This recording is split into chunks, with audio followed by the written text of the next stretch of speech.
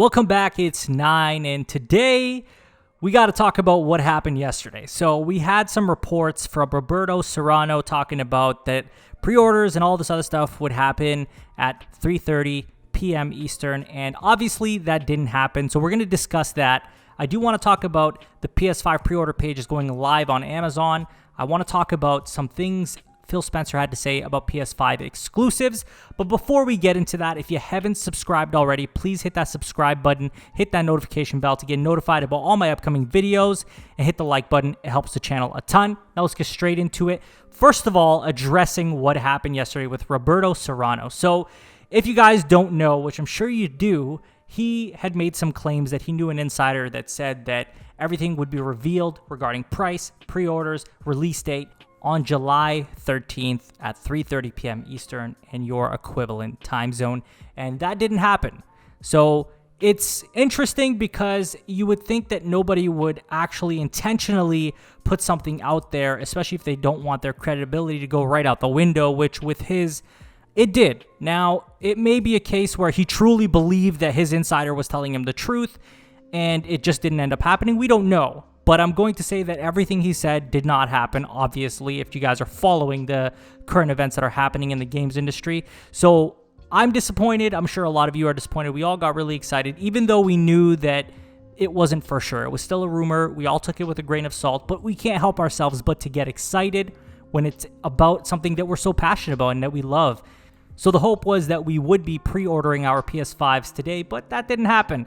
But that brings us into our next topic, which actually comes from pushsquare.com, titled PS5 Pre-Order Pages Live on Amazon Australia. So the console and accessories are listed, but state currently unavailable. I do know that they are up like that on the UK website of Amazon, and I believe the US just has the information page up right now. In Canada, we don't have anything up at all about the PS5, so that's something I'm guessing is going to come down the road. Of course, this doesn't really mean anything. This does not mean that we are going to get pre-orders soon, and I really don't want to drive up hopes again, especially after the last video where we were all super excited, and that clearly didn't happen. So let's move on to the next topic, which also comes from pushsquare.com, titled Xbox Boss Implies PS5 Exclusives Are Counter to What Gaming Is About. He says gaming is about entertainment and community and diversion and learning new stories and new perspectives. And I find it completely counter to what gaming is about to say that part of that is to lock people away from being able to experience those games, or to force someone to buy my specific device on the day that I want them to go buy it in order to partake in what gaming is about. To simplify this, basically what he's saying is that making exclusives and forcing people to go buy the newest device in order to access those exclusives is anti-gaming culture or anti-consumer. And this is really Xbox taking a shot at PlayStation is how I take this, because they know that PlayStation is all about generational shifts, and they know that PlayStation is all about these exclusives that majority can only be had on their platforms, and that they are locking most of them away on the PS5. And this is Xbox taking a jab at PlayStation, saying, hey, PlayStation over there is saying, you want to play our games? Well, you got to go out and buy the console that we drop when we drop it, and you can only play it on this platform, and you got to shell out the money to play it. And then Xbox is over here saying, hey, you can play our games on anything. You want to play it on your phone? You can do that. You want to play it on PC? You can do that. You want to play it on an Xbox One? You can do that. Or you want to play it on our new shiny device? You can do that as well. I get what he's trying to do.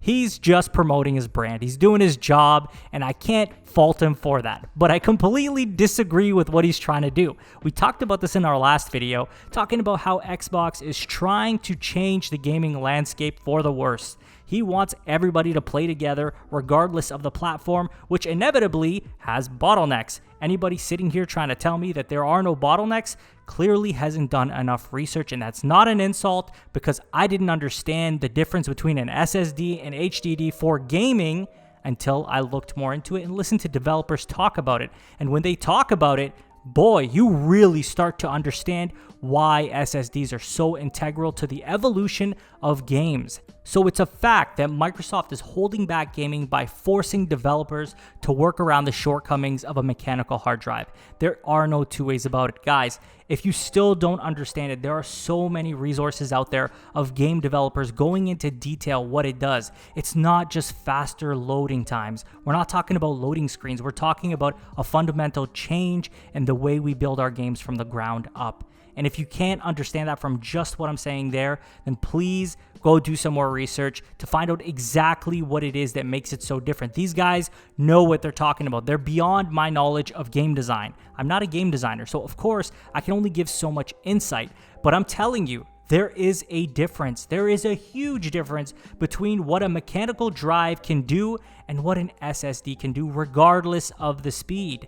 There is no two ways about this. So to bridge off of that and tell you why exclusives aren't a bad thing, number one, it's good for the business side of things. So I'm a consumer. I'm not too interested in the business side of things. But what I am interested in is first-party studios taking full advantage of the next generation hardware. They cannot do that if they're working based off the lowest common denominator, which doesn't even have an SSD. We're not talking about GPU and CPU here. Those are factors as well. But when we're talking about the biggest problem, which would be the SSD versus the mechanical hard drive, this is the big difference maker. This is the bottleneck. So if Sony was like, hey, we're still going to put all our games on a PS4, we're not going to see the difference between PS4 to PS5. Not in the first year, not in the second year, not until they finally decide that we are just going to focus on the PS5 hardware. So what you're going to see with the Xbox platform is that we are never going to truly see what the Xbox Series X can do. And you guys sitting out here telling me, hey, well, you don't know what you're talking about because they're talking about so many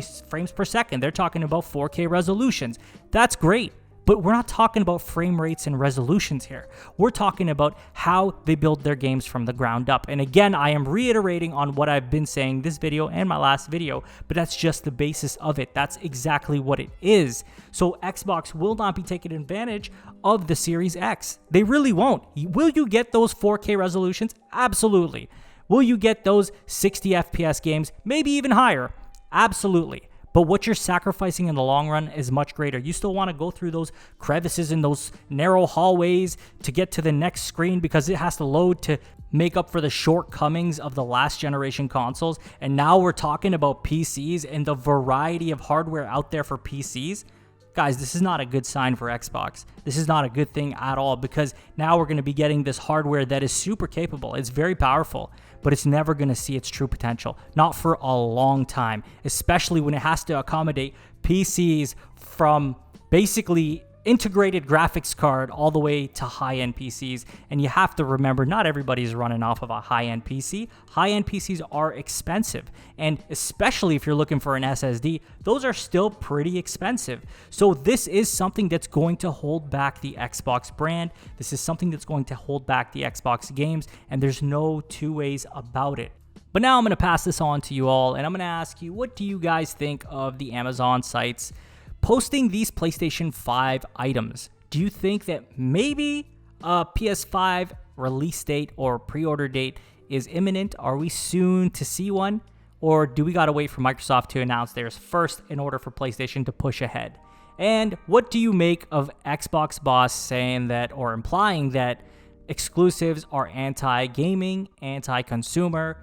Let me know in the comments. As always, please like, subscribe, hit that notification bell to get notified about all my upcoming videos. Follow me on Twitter. Link is in the description. Share this video with a friend, and I will talk to you guys on the next one. Take care.